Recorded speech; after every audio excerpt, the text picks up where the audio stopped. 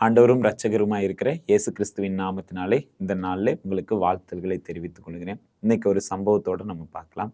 ஒரு மனுஷன் தன்னுடைய வயல்வெளியில ரொம்ப சோர்ந்து போய் உட்கார்ந்துருந்தானாம். அப்ப அந்த வழியா நடந்து போன ஒரு வயதான ஒருவர் அவனை பார்த்து, ஏன் இவ்வளோ சோர்ந்து போய் உட்கார்ந்துருக்க அப்படின்னு சொல்லிட்டு கேட்டாங்களாம். அப்ப என்னுடைய வயல் நிலம் ஃபுல்லா எல்லாமே ரொம்ப வறட்சியா இருக்கு. நான் என்ன செய்யறதுன்னு தெரியல. நான் எவ்வளோ பிரயாசப்பட்டாலும் என்னுடைய வயல் நிலம் ரொம்ப வறட்சியாவே இருக்கு. நான் எந்த வெள்ளாண்மையை விதைச்சாலும் அது வந்து வேஸ்டாவே இருக்குன்னு சொல்லிட்டு அவன் ரொம்ப சோர்ந்து போயிருந்தானா.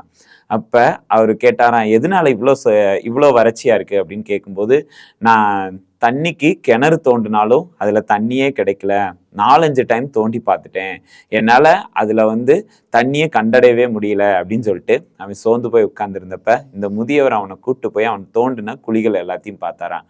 அப்ப பார்க்கும்போது 15 அடி ஆழமுள்ள ஒரு 12 இடத்துல அவன் குழி தோண்டி வச்சிருந்தானாம். அப்ப அவர் சொன்னாராம், இவ்வளோ இடத்துல மாத்தி மாத்தி மாத்தி மாத்தி நீ குழியை ரொம்ப தோண்டியே வச்சிருக்க.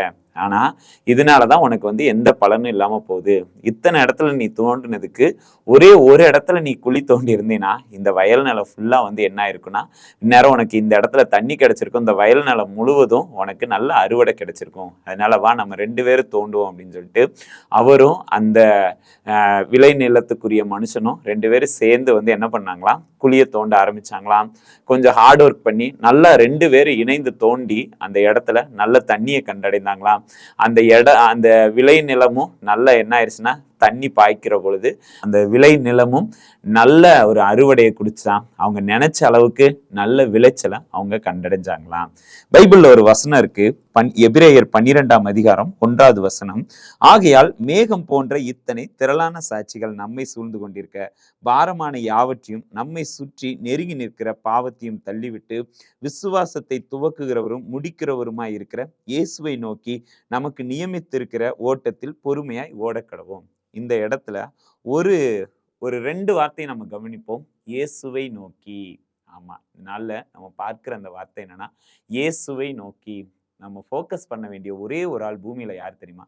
ஏசப்பா மட்டும்தான். ஏன்னா அவர் தான் 100% மனிதனாகவும் 100% தேவனாகவும் இந்த பூமியில வாழ்ந்துட்டு போனார்.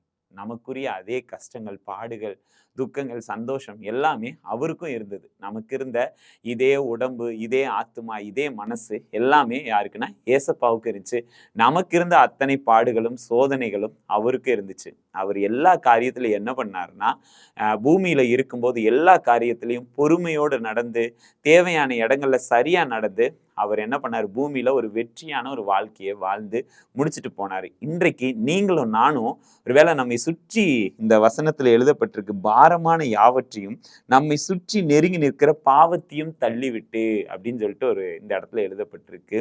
பாவம்ன்றது நமக்கு தள்ளி இருக்கிற ஒரு தூரத்துல இல்ல, நம்ம தள்ளி விடுற ஒரு தூரத்துலதான் பாவம் இருக்கு. நான் சொல்றது உங்களுக்கு புரியும்னு நினைக்கிறேன். ரொம்ப தள்ளி இருக்கிற ஒரு தூரத்துல இல்ல பாவம், நம்ம தள்ளி விடுற தூரத்துல இருக்கு. அதனால இயேசுவை நோக்கி நம்ம பொறுமையா அவரை மாத்திரமே நம்ம வந்து என்ன பண்ணா, ஒருவேளை நோக்கி அவரை மாத்திரமே ஃபோக்கஸ் பண்ணி நம்ம தொடர்ந்து அவர் பின்னாடி நடக்கும் பொழுது இந்த இடத்துல என்னன்னா, நாம் பொறுமையோடு ஓடக்கடவோம். அதாவது ஜெயமுள்ள ஒரு வாழ்க்கையை நம்ம வாழ்கிறதுக்கு ஆண்டவர் உதவி செய்வாராக. அதனால இந்த நாள்ல நீங்களும் நானும் அந்த ஒருவேளை அந்த விளை நிலத்துல அந்த மனுஷன் தோன்றினது போல பல்வேறு இடங்கள்ல நம்ம அலையாம இயேசுவை மாத்திரமே நம்ம நோக்கி போகும்போது நம்ம பிரயாசம் எதுவுமே வேஸ்ட் ஆகாது. நம்முடைய துக்கம், சந்தோஷம், இது எல்லாவற்றிலும் ஆண்டவர் நம்மோடு கூட இருந்து எல்லா காரியங்களும் நமக்கு ஜெயமாக முடிக்க அவர் வல்லமை உள்ளவராக இருக்கிறார். தேங்க்யூ.